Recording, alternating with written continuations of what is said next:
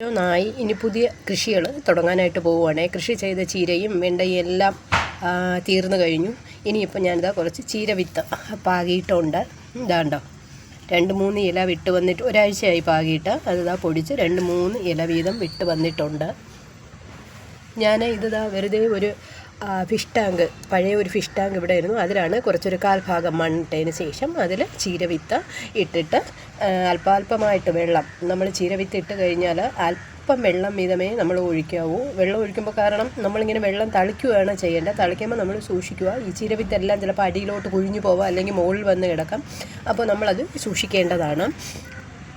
ഇതാണ്ടോ ഇനി ഒരു 3-4 ദിവസം, ഒരു മാക്സിമം ഒരാഴ്ച ആകുമ്പോഴത്തേക്ക് 3-4 ഇലയൊക്കെ വിട്ട് വരും. ഇതെല്ലാം ഇളക്കി നമുക്ക് മാറ്റി നടാൻ പറ്റും. കണ്ടോ, ഇതാണ്ടോ നല്ലവണ്ണം നിറച്ച് പൊടിച്ച് നിപ്പുണ്ട്. ഇത് എല്ലാം കൂടെ ഇളക്കി നട്ടാൽ നമുക്ക് ഇഷ്ടം പോലെ നമുക്ക് ചീര കിട്ടും. പക്ഷേ ഇത് ഒരു കുഴി കുഴിച്ചിട്ട് 2 എണ്ണം വീതം നടാവും. ഒന്നെങ്കിൽ ഗ്രോ ബാഗിൽ നടാം, അല്ലാന്നുണ്ടെങ്കിൽ ബക്കറ്റുകളുണ്ടെങ്കിൽ, പൊട്ടിയ ബക്കറ്റ് ഉണ്ടെങ്കിൽ അതിൽ നടാം.